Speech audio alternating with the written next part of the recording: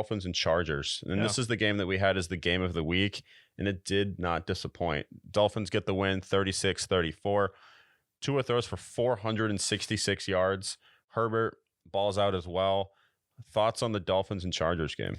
Yeah, I said with this game, I picked the Dolphins to win, and I was like, you know why I'm picking the Dolphins to win? JC Jackson is not good, and I know Chargers fans think they have good corners, but they're not able to guard Tyreek Hill. Jalen Waddle and Tyreek Hill are an absolute machine. I said Tyreek Hill was going to be enough to win this game, and what does he do? He is now tied the record for games with 10 receptions and 150 receiving yards. So one more game like that for Tyreek Hill, and he'll own the all-time record there. He was absolutely dominant. And then just the most Chargers play at the end of the first half, where I'm like, JC Jackson is a problem. You paid the guy way too much money. He was a system guy in New England. And what does he do? Shoves the guy in the back, pass interference. It's a tie. They were able to take the lead. I believe it was 20-17 at the end of the half. So that basically won the game because they won by 3 points. So that was the difference between overtime. It was the most Chargers play ever. But I think with this game, my takeaway is Tua is really good.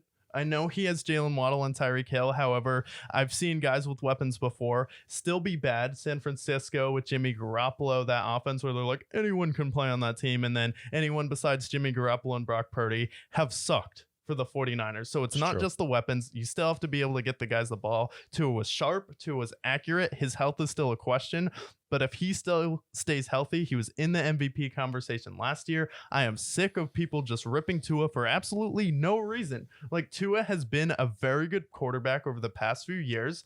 And then last year, I'm like, he has some Drew Brees in him. I'm not comparing him to Drew Brees, but kind of the style he plays with, the way he can get Tyreek Hill and Jalen Waddle the ball. It's very surgical, and that offense is going to be even more dynamic as the year goes on. And then the Chargers, this is what I expected. I was like, the Chargers are the Chargers. They're going to lose close games. They're going to have dumb plays like that JC Jackson play.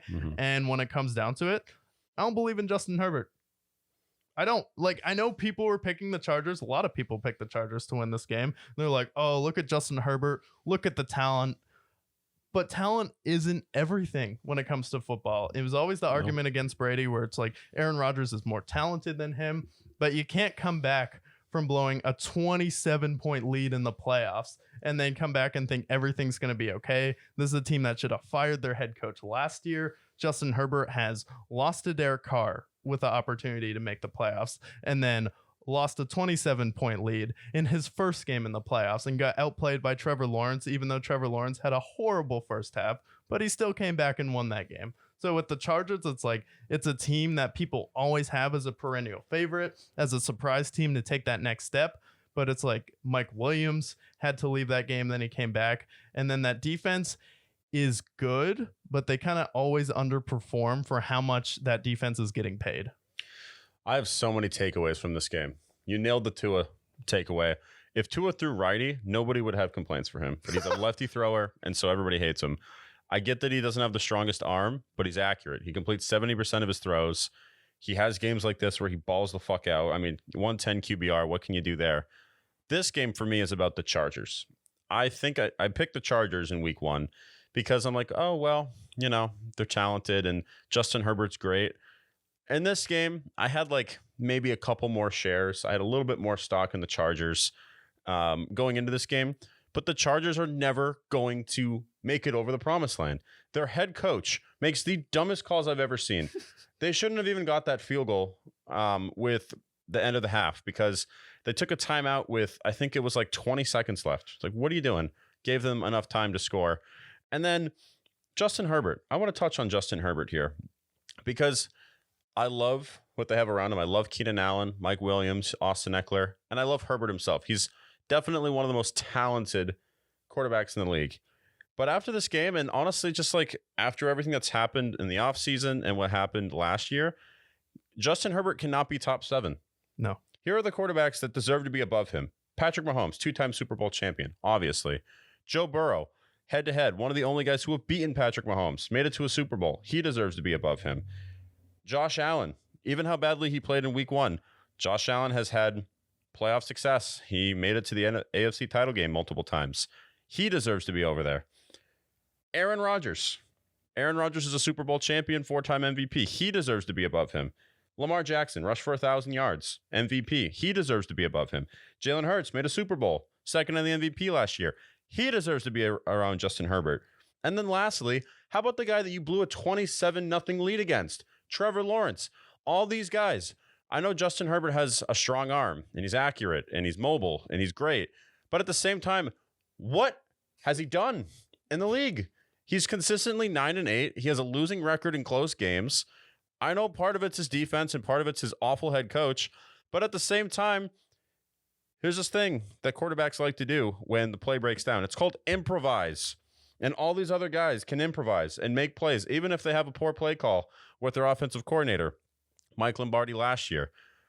It's like Justin Herbert cannot be above these guys because he hasn't done anything in the NFL except for have a bunch of numbers. So like for here, like Justin Herbert, he's not clutch.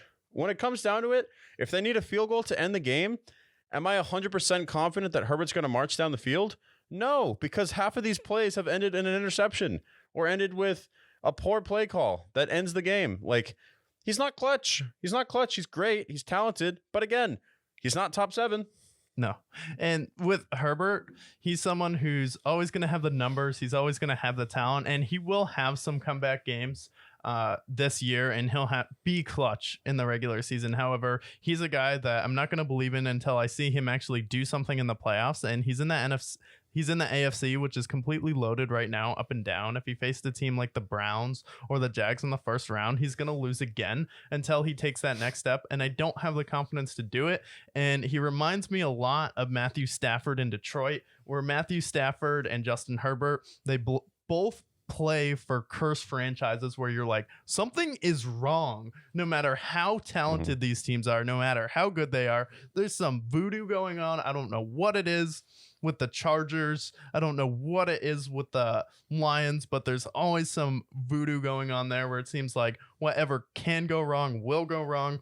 Similar, Matthew Stafford has made the playoffs a couple times, but never really had those drives at the end of the game to win until he moved and went to somewhere like LA. They both are very good football players, but they're not those leaders like Joe Burrow. They're not culture changers at quarterbacks, where the Chargers, he stepped in. They were already pretty talented, had weapons. Matthew Stafford had Calvin Johnson, had Golden Tate, had Reggie Bush on some of those teams, and was able to repeatedly put up big numbers, but the defense always underperformed, like Detroit, because they had talented guys like Ndamukong Suh and then Joey Bosa with the Chargers. And I think the Chargers are a more talented team than Matthew Stafford's Lions were most of his career. However, I think just the numbers, always kind of getting to the playoffs and underperforming. The difference with Stafford, though, was he had Aaron Donald and Jalen Ramsey and Odell and Cooper Kupp and Von Miller, who were already leaders on that team. Sean McVay is such an overwhelming personality. He can make up for leadership qualities that your quarterbacks are lacking. And I think a fair comparison is Matthew Stafford and Justin Herbert. And I think Justin Herbert can win a Super Bowl if someone like a stack team, like when he went to the Rams, traded for him, or someone like the 49ers trade for Justin Herbert. Obviously, I'm going to pick the Niners to win the Super Bowl because Kyle Shanahan, Nick Bosa, Fred Warner, Deebo Samuel, George Kittle, all of those guys can make up for what he lacks. Keenan Allen, Austin Eckler, more of a mercenary vibe.